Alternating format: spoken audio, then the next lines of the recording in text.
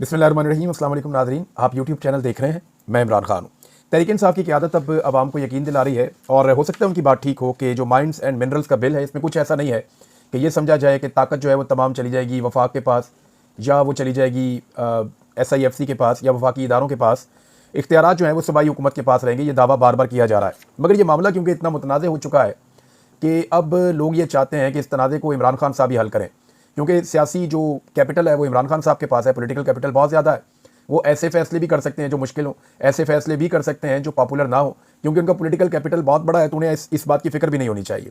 दूसरी जानिब जिन लोगों ने बिल को पढ़ा है या जो इसके ऊपर तहकीकात कर रहे हैं, यूरोप में भी ऐसे लोग मौजूद हैं, बरतानिया में कुछ लोगों ने मुझे मैसेजेस किए बिल को पढ़ने के बाद। कुछ लोग जो है वो पाकिस्तान में इस पर काम कर रहे हैं। कानूनी बिल है, मैं इसका एक्सपर्ट तो नहीं हूँ, लेकिन जितनी मुझे समझ आई है या लोग बता रहे हैं, कुछ ऐसा ज़रूर है कि वफाक और इदारों के कंट्रोल में कुछ चीज़ें चली जाएंगी या उनके इख्तियारात बढ़ जाएंगे। लोग इसे 18वीं आईनी तरमीम के ऊपर एक हमला भी कह रहे हैं कि ये बिल जो है ये खुद आइन से मुतसादिम हो जाएगा, क्योंकि जो इख्तियारात आईने पाकिस्तान ने दिए हैं सूबों को, सूबे एक बिल के ज़रिए से वो इख्तियारात वापस क्या दे सकते हैं वफाकी हुकूमत को। अब ऐसा ही एक बिल जो है बाकी असम्बलियों से भी आया, लेकिन मोहसिन दावड़ साहब की मैं एक ट्वीट पढ़ रहा था, वो ये क्लेम कर रहे थे कि पाकिस्तान तहरीक इंसाफ जो है वो एस्टेब्लिशमेंट के इशारों पे चलती है और ये 18वीं आईनी तरमीम में सूबों को जो हुकूक मिले हैं वो एस्टेब्लिशमेंट की ख्वाहिश को पूरा करते हुए इस बिल के ज़रिए से जो उनकी कैबिनेट ने किया, पाकिस्तान तहरीक इंसाफ की कैबिनेट ने, मोहसिन दावड़ का ये दावा है कि वो इख्तियारात एस्टेब्लिशमेंट की ख्वाहिश को पूरा करते हुए 18वीं तरमीम के खिलाफ जाते हुए ये इख्तियारात वफाक को दे रही है खैबर पख्तूनख्वा की PTI की हुकूमत। लेकिन मोहसिन दावड़ साहब ने ना तो पंजाब के बारे में ऐसी कोई बात की जिन्होंने अपनी बेशुमार ज़मीनें दी हैं SIFC के तहत, यहाँ पे भी जो सूबाई इख्तियार है, इसके बाद जो नहरों वाला मामला है इस पर भी मैंने उनकी खामोशी देखी। बलूचिस्तान और सिंध ने जब ऐसे बिल मंजूर किए, क्योंकि तमाम सूबों को ये टास्क दिए गए हैं, तो तमाम सूबों ने जब ये किया तो उन्होंने किसी पे तनकीद नहीं की, लेकिन उन्होंने पाकिस्तान तहरीक इंसाफ को निशाना बनाया है और खैबर पख्तूनख्वा के ऊपर इल्ज़ाम लगाया। इसमें ANP का भी एक नाज़रीन स्टेटमेंट आया, मैं वो भी आपके सामने रख देता हूँ ताकि जो लोग इसकी मुखालफत कर रहे हैं, जैसा कि अब ANP ने भी इसकी मुखालफत कर दी है, तो पहले वो सामने आपके रख देता हूँ। आपके पाकिस्तान तहरीक इंसाफ का एक एलामिया भी है। मिनरल्स एंड माइंस बिल को अमरीकी कंसल्टेंट्स ने तैयार किया है। ANP ये कह रही है कि क्योंकि अमेरिकन ने यहाँ पे आके आपके मादनियात के ऊपर कंट्रोल लेना है, तो उनके कहने का मतलब ये है कि अमेरिकन कंसल्टेंट्स हैं जिन्होंने इस ड्राफ्ट को तैयार किया है, वो कॉन्फ्रेंस में भी मौजूद थे। महकमे ने खुद इस पर 73 और मिनरल्स एंड माइंस एसोसिएशन ने 47 एतराज़ात उठाए। पहले से इसका जामे कानून मौजूद है, नए कानून की ज़रूरत ही नहीं है। अवामी नेशनल पार्टी ने माइंस एंड मिनरल्स बिल को मुस्तरद कर दिया है। ANP भी जनाब इसके खिलाफ आ गई, बहुत सारे और लोग खिलाफ आ गए। पाकिस्तान तहरीक इंसाफ के सोशल मीडिया ने बड़ा जोर लगाया और बिल आखिर पाकिस्तान तहरीक इंसाफ का एक एलामिया आ गया है। एलामिया क्या कहता है, लुबे लुबाब उसका मैं आपको बता देता हूँ कि Khyber Pakhtunkhwa mines and mineral bill Tehreek Insaf का एलामिया जारी। बिल इमरान खान से तफसीली मुशावरत, बाकायदा इजाज़त और एतमाद में लेने के बाद ही असम्बली से मंजूर करवाया जाएगा।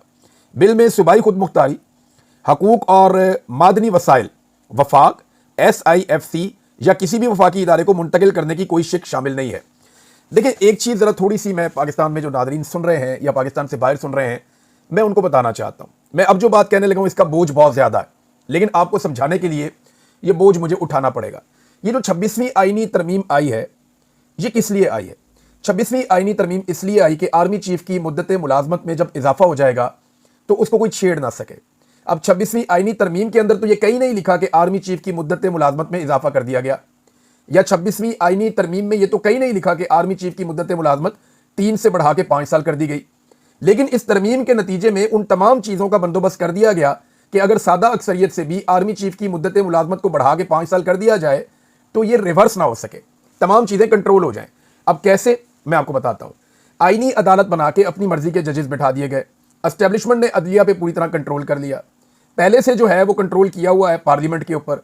मखसूस नशिस्तें पाकिस्तान तहरीक इंसाफ को नहीं दी। मामला कहाँ जाएगा? सुप्रीम कोर्ट में जाएगा। सुप्रीम कोर्ट में उनका अच्छा खासा कंट्रोल है। 26वीं आईनी तरमीम के मुताबिक वो अपना चीफ जस्टिस भी लेकर आ गए, जिसको चीफ जस्टिस बनना था उसको साइड पे कर दिया, और अपनी एक आईनी अदालत भी लेकर आ गए, एक आईनी बेंच भी अपना बना लिया। तो इस तरह एस्टेब्लिशमेंट ने पूरा कंट्रोल कर लिया। और जब पूरा कंट्रोल हो गया, क्योंकि अदालत नहीं चैलेंज होना था ना जाके कि आर्मी चीफ की मुद्दत मुलाजमत जनाब नहीं हो सकती 3 साल से ज्यादा, इसको 3 साल पे रोक दें, तो अदालत ने रोक देना था। तो अदालत का बंदोबस्त पहले कर लिया गया, आईनी बेंच बना दिया गया, और असेंबली के जरिए से ये कानून वापस ना हो जाए इसका बंदोबस्त करने के लिए तहरीक इंसाफ की मखसूस नशिस्तें भी रोक ली गई। अब वो मखसूस नशिस्तें लेने के लिए भी अदालत में जाना है, वहां पहले ही कंट्रोल है। तो 26वीं आईनी तरमीम ने वो सारा माहौल बना दिया कि अब अगर आर्मी चीफ की मुद्दत मुलाजमत में तोसी कर दी जाए तो कोई उसको रिवर्स ना कर सके। लेकिन देखिए, एक मनसूबा इंसान बनाता है, एक मेरा रब बनाता है, और मेरे रब के मनसूबे को कोई नहीं रोक सकता। मेरा रब जानता है कौन कब तक है। अगर इस आर्मी चीफ को यहां पे रहना है 2032, 33 तक, 35 तक भी, तो मेरा रब रखेगा। और अगर मेरे रब ने यह फैसला किया कि नहीं रहना, तो फिर नहीं रहना। ये तो मेरा रब जानता है ना कौन कब तक कहां रहेगा। इमरान खान ने कितनी देर जेल में रहना है, ये तो फैसला मेरा रब करेगा। जिस दिन मेरे रब ने फैसला किया वो बाहर आ जाएगा, वो बाहर आ जाएगा, इनके बीच में से गुजर के आ जाएगा, और ये सब मिलकर उसको नहीं रोक सकेंगे। ये बात मैंने भी, जब मैं कैद में था ना, लापता मुझे किया गया था, मैंने वहां कही थी। मैंने कहा जिस दिन मेरा रब चाहेगा मैं तुम सबके बीच में से गुजर के बाहर चला जाऊंगा और तुम देखते रह जाओगे, मुझे नहीं रोक सकोगे। तो उन्होंने कहा फिर तुम हमसे लड़ते क्यों हो? मैंने कहा जी वो तो मेरे रब ने कहा कोशिश करते रहो। तो इसी तरह इमरान खान भी कोशिश कर रहा है, उनके लोग भी कोशिश कर रहे हैं कि इमरान खान को बाहर लाया जाए। कोशिश करना फर्ज है, लेकिन मर्जी जो है वो हमारे रब की चलती है। अब नाज़रीन, ये पाकिस्तान तहरीक इंसाफ ने कह दिया, और ये सोशल मीडिया की ताकत है। देखिए, बड़ी खामोशी से कैबिनेट से ये चीज़ पास हो गई थी, और बड़ी खामोशी से ये चीज़ असेंबली से भी पास हो सकती थी। लोग तवज्जो भी नहीं देते ऐसे बिल्स के ऊपर, इन चीज़ों के ऊपर। लेकिन क्योंकि ये सोशल मीडिया पे आया, डिस्कस हुआ, तो सोशल मीडिया ने अपनी ताकत दिखाई, और वाकई सोशल मीडिया में ताकत है। नजम सेठी साहब ने इस बिल के बारे में एक बात उन्होंने भी की है। उन्होंने कहा मादनियात बिल वफाकी हुकूमत का प्रोजेक्ट है, और SIFC जो है इसमें दाखिल हो गई है। अगर कोई बड़े ज़खायर निकले तो वफाकी हुकूमत कहेगी ऐते साढ़े ने कि ये जो वसाइल हैं, ये जो निकले हैं बड़े ज़खायर, ये हमारे हैं। बड़े प्रोजेक्ट्स पर काफ़ी पाबंदियां लगा दी गई हैं, जिसकी वजह से लोकल लोग इसमें आ ही नहीं सकते। ये जनाब नजम सेठी साहब ने भी इसके ऊपर एक क्लेम किया है। तो ये मामला अब आगे बढ़ेगा, इमरान खान साहब के पास जाएगा। कैसे जाएगा, इमरान खान साहब को किस तरह ब्रीफिंग दी जाएगी, अब नेक्स्ट वीक में ये होना है। मंगल को मुलाकात वाला दिन है, मुमकिन है मंगल वाले दिन इमरान खान साहब को, हो सकता है अली अमीन गंडापुर साहब भी चले जाएं दोबारा मिलने के लिए, और इमरान खान साहब से अप्रूवल लेके बाहर आकर कहें जी खान साहब ने कह दिया है बिल पास कराओ। लेकिन लोग ट्रस्ट नहीं करेंगे। अब कोई ऐसा बंदा ले जाना पड़ेगा जिसपे लोग ट्रस्ट करेंगे, ये बंदा गया ना, ये बंदा बाहर आके ये बात कह रहा है, तो फिर हमें ट्रस्ट है। अब ऐसा बंदा कौन हो सकता है? साहबजादा हामिद रजा साहब पे लोग यकीन करते हैं, उमर अयूब साहब पे भी लोग यकीन कर लेते हैं, और कुछ हद तक लोग जो है वो सलमान अकरम राजा साहब पे भी लोग ट्रस्ट करते हैं, वो जो बात करते हैं लोग उस पर यकीन करते हैं। लेकिन अलीमा खान साहब अगर जाएंगी, या अल्लामा राजा नासिर अब्बास साहब, ये दो ऐसे लोग हैं कि, या महमूद खान अचकज़ई साहब, ये इस तरह के लोग हैं कि अगर ये बाहर आकर कह दें कि इमरान खान साहब ने कहा कि बिल जो है उसके ऊपर अब दस्तखत कर दिए जाएं या उसको मंजूर करवाया जाए, तो फिर ये बिल बड़े आराम से मंजूर हो जाएगा। अब देखना ये कि इमरान खान साहब को अंदर मालूमात पहुंचाई क्या जाती हैं, और अंदर से अहकाम जो बाहर आते हैं वो क्या होते हैं, और इसके अंदर कोई दो नंबरी की जाती है, या ये मामला ठीक तरीके से चलेंगे। जुनेद अकबर साहब, इन्होंने बड़ी साफ साफ कुछ बातें की हैं स्वात में खड़े होकर। याद रहे कि स्वात जो है वो जुनेद अकबर साहब का अपना इलाका भी है, और अपने इलाके में जब आदमी बात करता है तो बड़ा खुलकर बात करता है, और अवामी जज्बात की उन्होंने तर्जुमानी की है। मैं सिर्फ आपके सामने रखता हूं कि ये मामला जा कहां रहा है। एक नई तहरीक अब चल रही है। मैं पिछले वीलॉग में आपको बता चुका हूं कि नौजवान तहरीक को अपने हाथ में ले रहे हैं। अब तहरीक का ज्यादा कंट्रोल नौजवानों के पास होगा। ये लोग आ तो जाएंगे एहतजाज करने के लिए, लेकिन नौजवान अब इनको वापस नहीं जाने देंगे, क्योंकि तहरीक का कंट्रोल अब ज्यादातर नौजवानों के हाथ में जाने वाला है। इसमें जुनेद अकबर साहब कहते हैं मैं इदारों के बड़ों से नाराज हूं, क्योंकि ये आज यहां हैं और रिटायरमेंट के बाद कनाडा ऑस्ट्रेलिया में होंगे, और लेकिन मैं इदारों को ओन करता हूं क्योंकि ये मेरा मुल्क और मेरे इदारे हैं। इमरान खान 3 नस्लों का लीडर है। आप तो क्या, तुम्हारा बाप भी इमरान खान को खत्म नहीं कर सकता। जिस दिन हम दरमियान से हट गए और ये नौजवान हमारी जगह आ गए, तुम बर्दाश्त नहीं कर सकोगे। हम आपकी FIRs और जेलों पर थूकते हैं, ये भी कहा जुनेद अकबर साहब ने। हम इदारों के साथ बातचीत की ख्वाहिश रखते हैं, लेकिन इसे हरगिज हमारी कमजोरी मत समझो। हम सिर्फ क़यादत के हुक्म की वजह से पुरअमन है, वरना ये जो तुम 9 मई का ड्रामा करते हो, इस दफा हम निकले तो आपको हम मुजम्मत के काबिल भी नहीं छोड़ेंगे। ये भी जुनेद अकबर साहब ने कहा।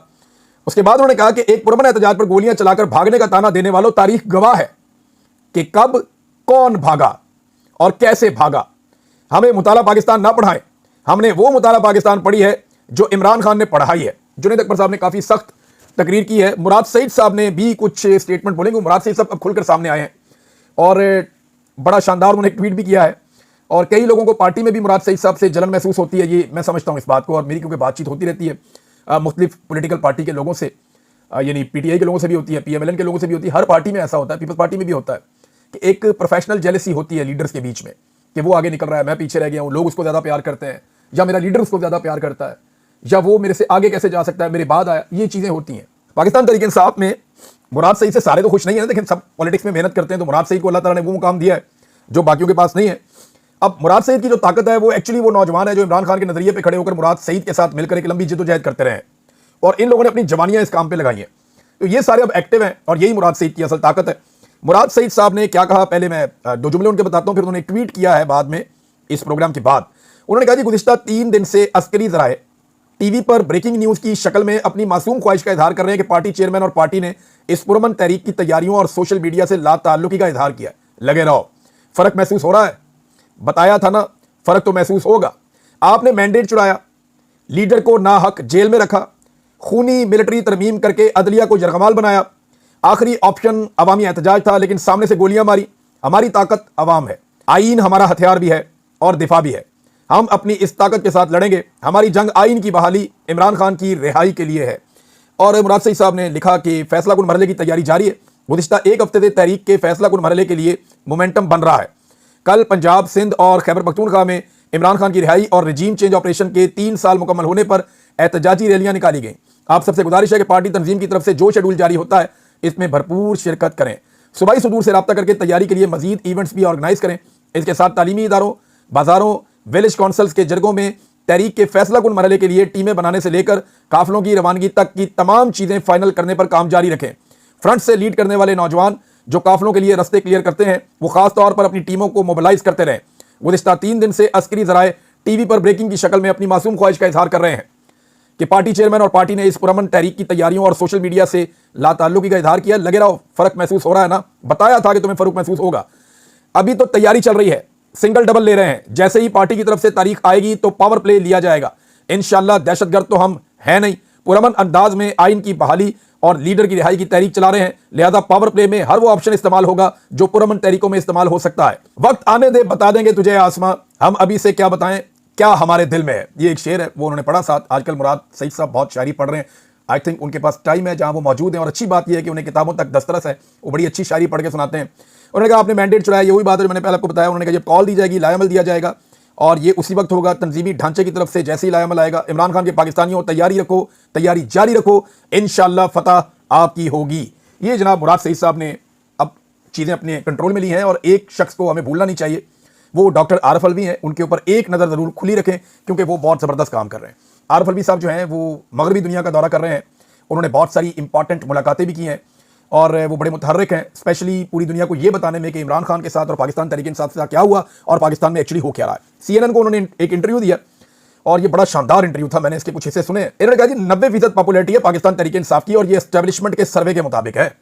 जो एस्टेब्लिशमेंट ने सर्वे करवाया उसके मुताबिक 90% इमरान खान साहब की या पाकिस्तान तहरीक इंसाफ की पॉपुलैरिटी है, और ये हमारे लिए बड़ी हौसला अफजा बात है।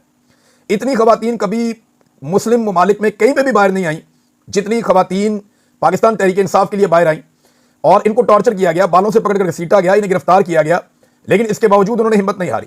पार्टी बहुत पुरएतमाद है।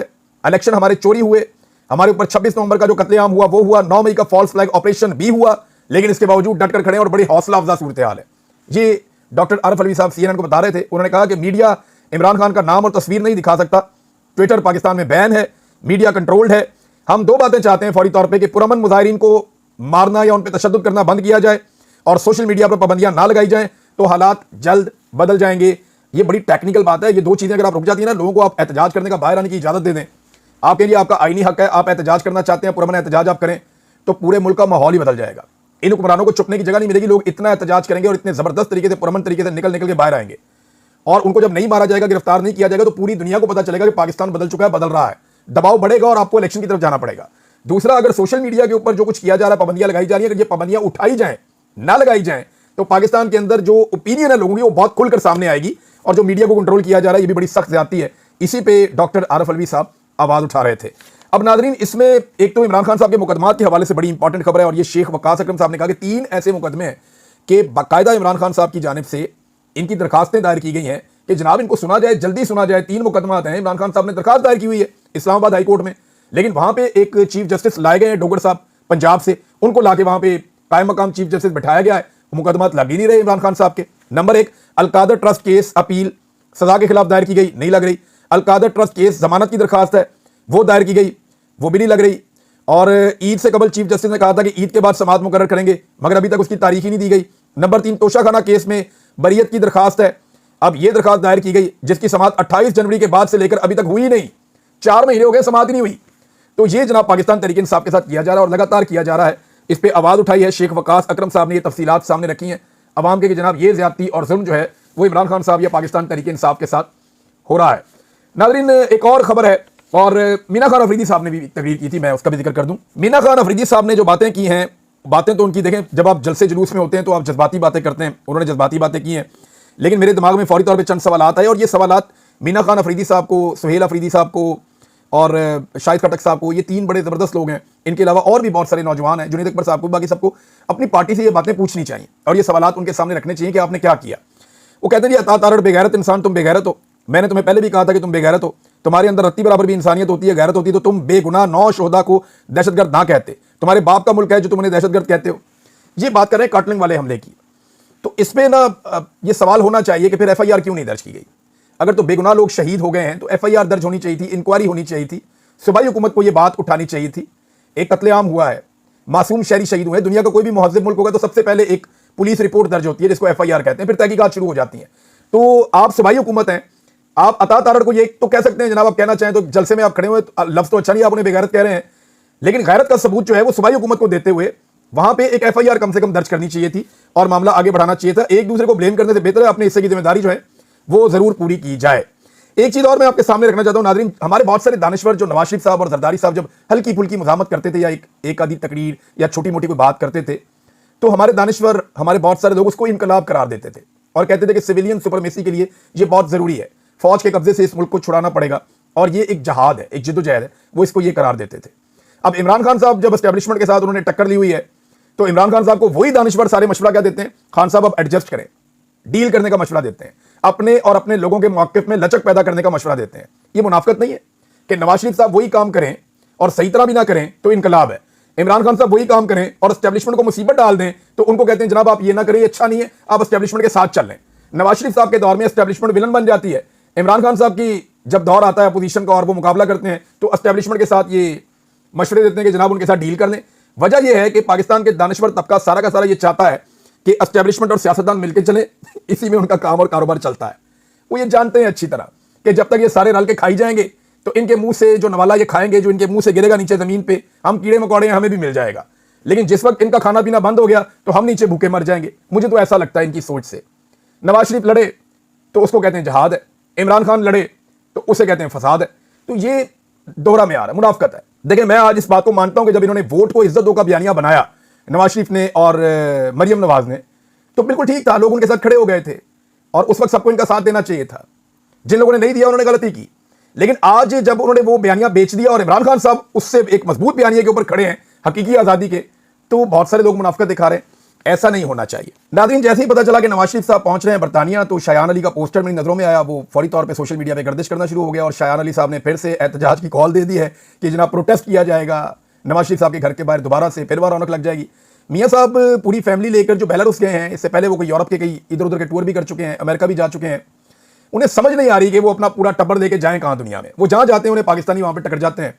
अब पूरा खानदान लेकर वो बेलारूस गए, वहाँ जाके अब मुआहदे भी कर रहे हैं, MOUs हो रहे हैं, इन्होंने बेशुमार MOUs किए हैं।